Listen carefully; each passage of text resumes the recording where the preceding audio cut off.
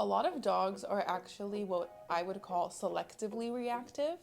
And so that means they're not reactive to every person or every dog or even like every specific type of person. Like I know some dogs are reactive only to men, but there's also some dogs that are selectively reactive in that they might be reactive to some men or some women or some children.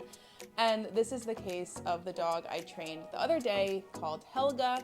She's this adorable rescue from, I believe, Bulgaria, and she's some sort of like border collie, Australian Shepherd, German Shepherd maybe mix. And in this training session, I'm gonna show you how I trained a dog that's, again, selectively reactive. So first, before we get into it, let's kind of go over the definition of reactive. A reactive dog is simply, kind of like it sounds, a dog that has intense, maybe like out of proportion reactions towards certain triggers.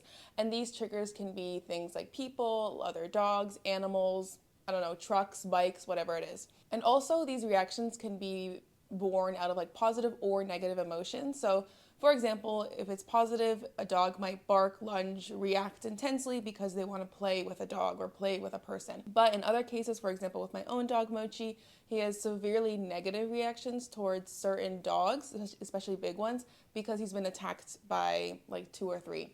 But one really scary attack, and that kind of like shaped his whole reactivity, unfortunately. So yeah, reactivity can be born out of a few things. Again, things like maybe just like over socialization, playing with every dog you see, stuff like that.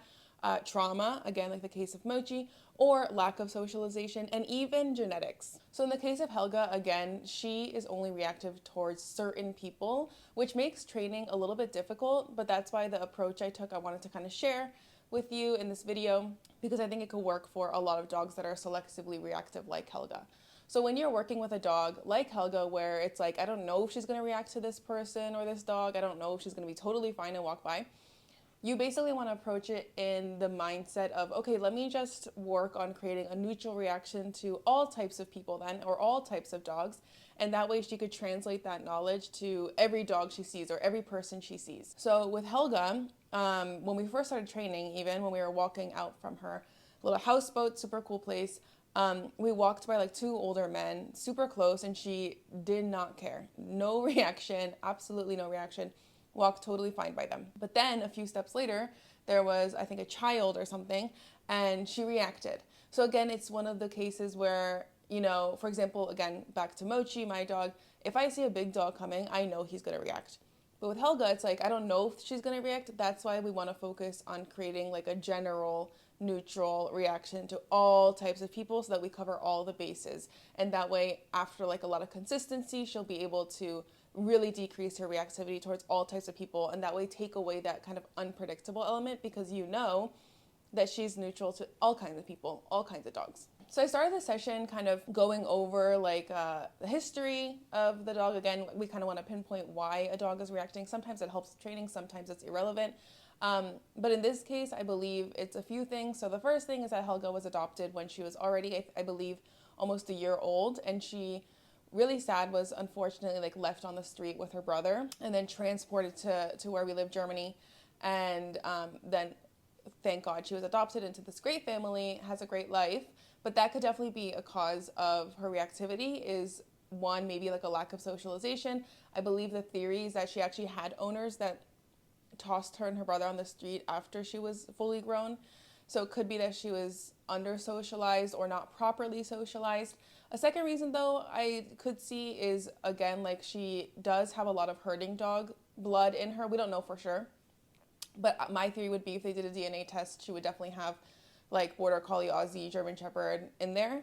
And that could definitely cause a lot of reactivity. And it's something that I see a lot with herding dogs, because when things are moving, especially things like children, a little bit like livestock, it could definitely trigger kind of like a herding behavior and a necessity to herd, and that can present itself like reactivity. But anyways, we started the session as I do all my sessions when we work outside, and what I recommend to everyone, and it's with like a little bit of a play session. Helga's one of those dogs where if you let her off leash in like a closed area, she'll just run around and zoom, which is so convenient because we don't gotta like engage with her to make her run. But yeah, we spent like 10 minutes at this really cool like open lot. I guess it's gonna be used for something eventually, but right now it's kind of like a makeshift dog park, I guess. So there was no one there, so we were able to let Helga off leash and kind of zoom around for 10 minutes. Oh, but it's so nice for a dog. That's perfect. Yes! We could maybe let her run around first to get her energy out. Yay! Good job! Helga, look! Look, I got a stick. Yeah, she's so cute. Hi! Oh, good job, Helga! Buddy! Come here, baby. Helga! Helga. Good job. Oh my god, she's so happy. Oh, she's so cute. Run, run, run! Yay! Yay! Oh, she's so cute. Oh my god, I love her. And this is awesome to get her excess energy out so that she can get into the mindset of training afterwards, as you'll see. It's kind of like with humans, I guess, like exercise releases that extra stress. And it's the same thing here, but especially if you're working with a reactive dog, like I am with Helga, this is like especially important because with reactive dogs, again, reactivity, you kind of have an intense reaction to a trigger. So that's more of a reason to get that excess energy out first. So once she got all that energy out, had her fun, we moved on to the actual training. And again, with reactivity training, I think I've said this a million times before, but the training is really not that like fun or like interesting to watch, I guess, because again, like you're trying to create with reactive dogs a neutral reaction to those triggers that they have an intense reaction to. And to do this, basically what you want to do is find a spot where the dog can see the triggers at a very comfortable distance, not too close. And then every time they see the trigger, you want to reinforce them for calm behavior. And also, while you're reinforcing them with calm behavior, let's say with treats, you're also creating a positive association with that trigger. And this is going to be especially helpful for dogs that have a negative reaction or a negative cause of their reactivity. So for example, in this case, every time Helga saw another dog or another person, because again, she's unpredictable, we don't know if she's going to be reactive to a dog or a person. So every time we saw any dog or any person, I would click and give her a treat. Even with these kids, we can do it. So Helga, look, look, look, come here. I just want her to see it. Good job. So she'll see these kids. Good job. And what we're doing here is just rewarding her for not lunging. Yeah. And same with this person that's about to pass. You see her, Helga? Okay. Yeah. I guess she didn't see it, but that's okay. Better than seeing it and lunging. Now, as she got better, I could, if I wanted to, increase the stakes so that I only click and reward when she looks at me, when she sees that trigger. But since this was our first session, I want to keep it pretty simple. And also I want to build that foundation and build that new like stimulus presented, treat presented, like reaction chain. So I want to keep it very simple. So every time she saw a child, a dog, a person, a man, a woman, whatever, I would click and give her a treat. Now in this case, I was able to find a spot on the grass with Helga and her owners to do this. But as you can see, there were people that came like pretty close to us, which is definitely not ideal. It's really hard though in the city where we live to find a spot where we can have like ample distance from all the other triggers. With Helga it was fine because again, like I would say her reactivity is not even bad. I would say it's probably like a 3 out of 10, 4 out of 10 max. So this situation was fine. But if you're working with a more reactive dog, again, like my dog used to be or whatever, you definitely want to put in that extra effort to find a spot where you can get more distance. Like for example, if I was working with a more reactive dog and those children came up behind us, it would not work out. And the dog would start reacting, blah, blah, blah. So you want to find a spot where you have enough distance where your dog isn't reacting, because that means your dog is still under threshold and therefore able to absorb information and therefore able to be trained. With Helga, we were under threshold, I think, the whole time. So it was totally fine when those kids came past us. But again, depending on the dog, you might have to create more distance. And if your dog is reacting, the golden rule is to not punish. Don't get mad at them. Definitely don't like physically inflict punishment. All you want to do is take a few steps further from the trigger to create more distance until your dog is able to, again, react neutrally, calmly to seeing a trigger, and also able to take that treat, because that means they're actually learning this new response to a trigger. So one really interesting conversation I also had with Helga's mom and dad is that they mentioned that they had also worked with a dog trainer in the past, I believe last year.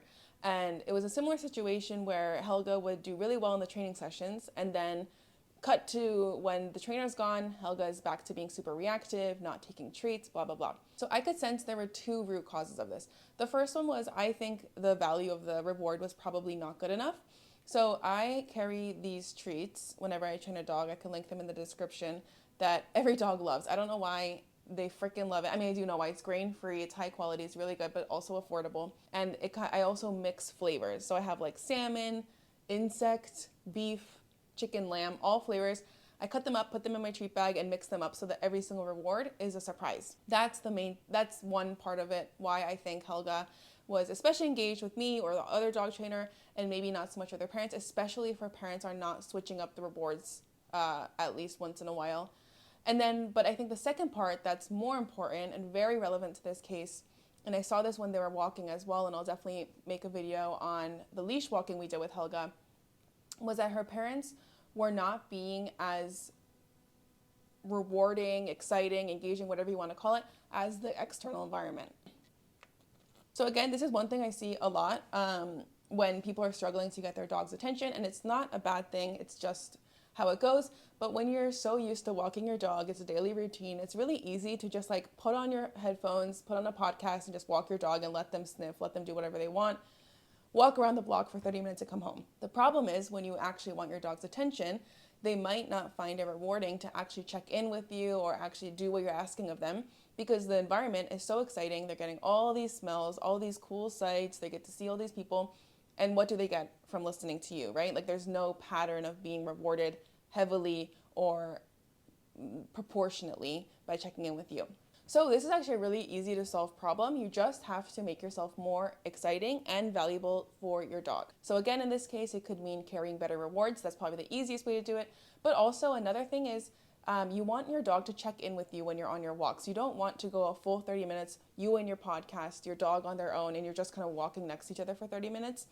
Every few, I don't know, it doesn't have to be that often, but every few moments, you can call your dog, and as soon as they look at you, click and reward them right next to you.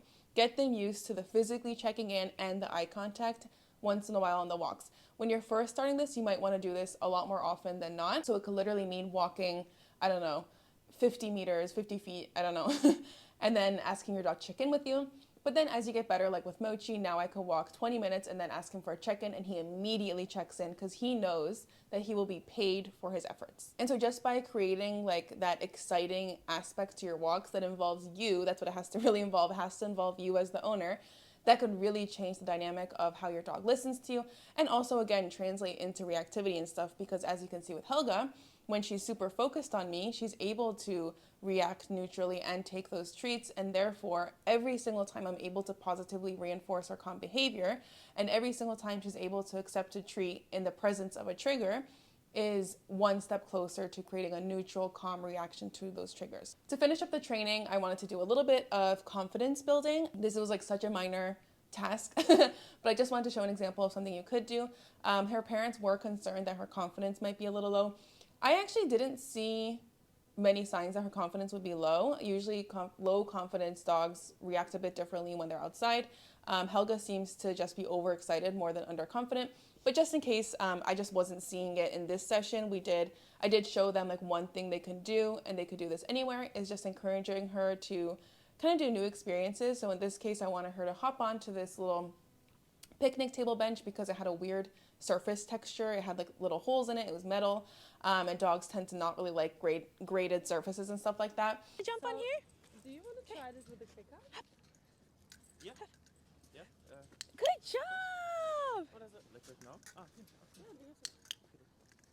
This is also cool to practice on because this is like kind of a weird surface, so it builds her confidence as well. Good job. Can you jump off? Jump off. You can do it. Yay! And then one more time. Hup. Good job. Okay, But in the video, so I just encourage her to hop on, and then really heavily reward, not just with treats, but with encouragement, friendly voice, yay, a lot of positive reinforcement. And as you can see in the clip too, she's kind of hesitant at first, but then the second time she's super confident with doing it. And these little tasks really add up. It doesn't always have to be jumping up on surfaces. That's definitely a myth. I think I've seen on Google, like, oh, to build your dog's confidence, you gotta make them jump on surfaces.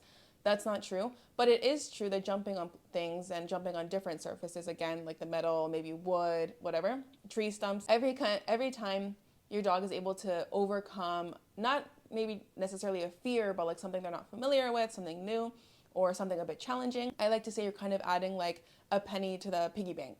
And then over time, you eventually have a full piggy tank and therefore piggy bank, and therefore a pretty confident dog because they've overcome so many challenges. So again, in the case of Helga, I just did the picnic table bench, but other examples could include like simple agility tasks, jumping onto the tree stumps, again, like building a very simple agility course at home. Scent work is super good. Any sort of dog sports actually is super good for confidence. Basic obedience training, very good. New tricks, amazing. Just any opportunity for your dog to feel proud and accomplished and rewarded by you is awesome.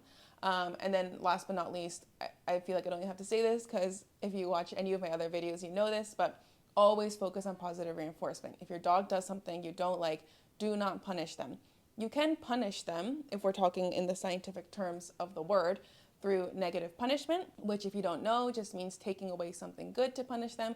So for example, I don't know, if your dog jumps on you, you can leave the room. That's a form of negative punishment, but the key is to never inflict fear or pain in your dog. And if we're working with reactive dogs, I don't care if they're selective or always reactive, never, ever, ever, ever include punishments. Always remember that a reactive dog is just above their mental threshold.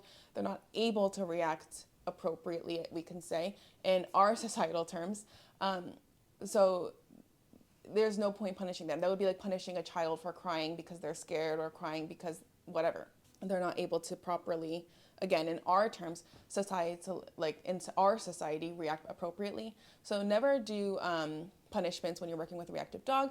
Always focus on showing them an alternative behavior. Again, standing far from the trigger, having them look calmly at the trigger and rewarding them really heavily and really frequently. So you're showing them what is appropriate in your eyes and rewarding them a lot for that.